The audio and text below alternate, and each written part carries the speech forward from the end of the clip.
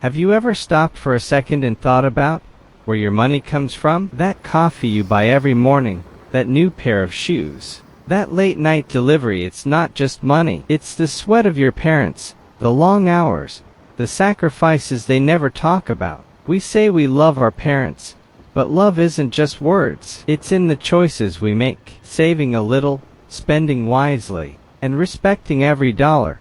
That's how you show love back. So before you swipe your card next time, ask yourself, am I spending their sacrifice or investing in their happiness? If this made you pause for a moment, join me on the road growing up tonight, where I'll share the full story of why saving for your parents can change everything.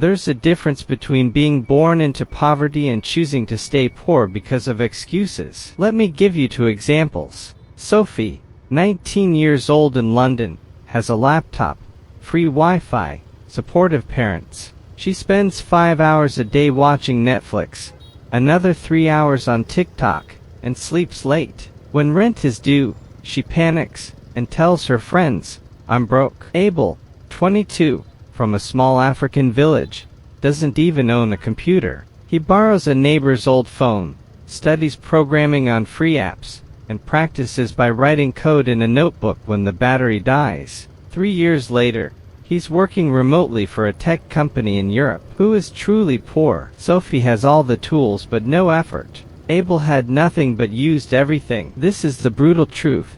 Most of us are not poor. We just haven't tried.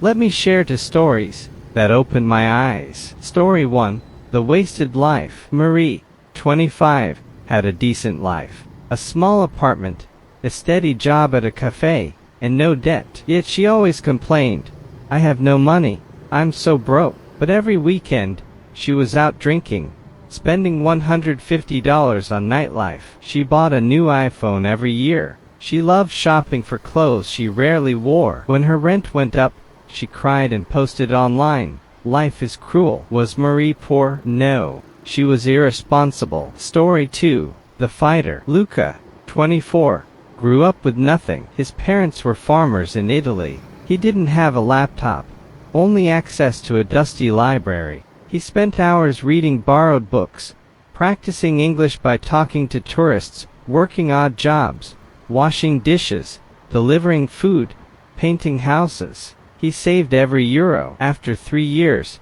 he bought a second-hand computer. He taught himself coding online for free.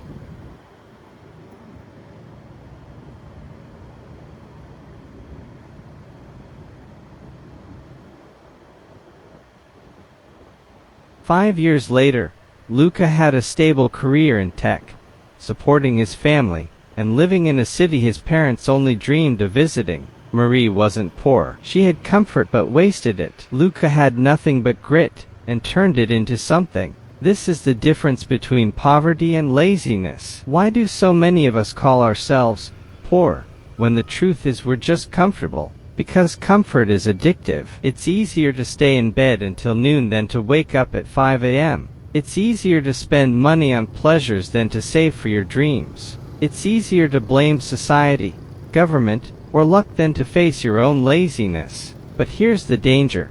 Comfort is the most expensive prison, and most people don't even know they're trapped. Think of this. You spend 3 hours a day gaming. In a year, that's over 1,000 hours. That's enough to learn a new language, build a side business, or master a skill.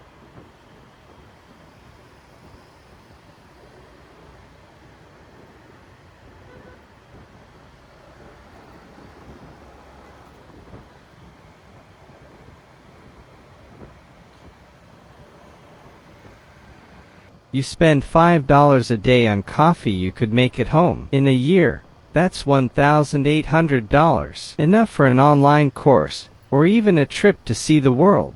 Let's talk about consequences. At 18-25, you think you're young, you have time, you spend your best years scrolling, partying, and saying, I'll figure it out later. But these years are your golden time, the years when you can take risks, fail, and grow. Once they're gone, they don't come back. At 25-30, reality hits. Friends are building careers, starting businesses, traveling the world.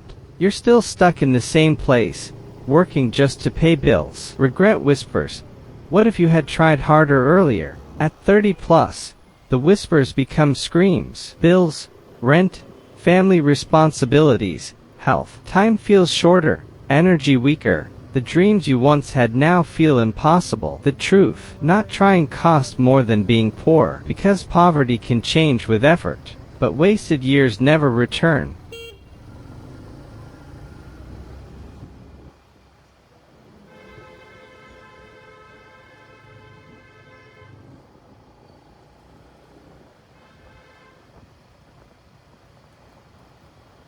The good news is, you can change. You're not powerless. You're just one decision away from starting. Here's how. 1. Face yourself honestly. Stop saying, I'm broke. Say instead, I haven't tried enough. That one shift changes everything. 2. Start small. Start now. Replace 30 minutes of scrolling with 30 minutes of learning.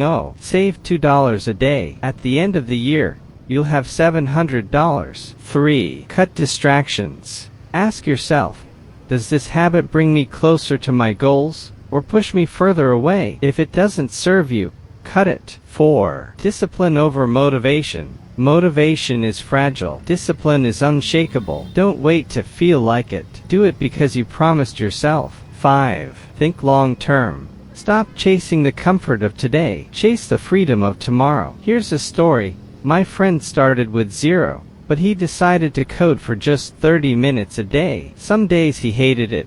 Some days he wanted to quit.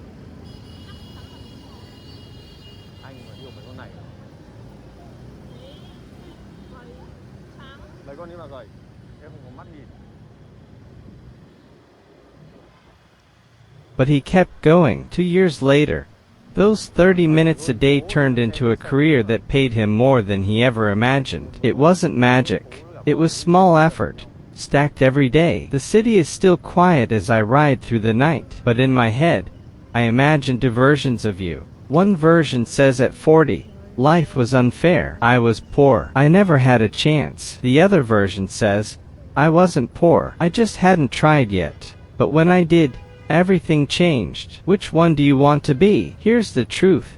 You're not poor. You're powerful. But that power stays asleep until you wake it up with action. So the next time you're about to say, I'm broke, pause, look in the mirror, and ask yourself, have I really tried everything I can? Because maybe, just maybe, you're not poor. You just haven't tried hard enough.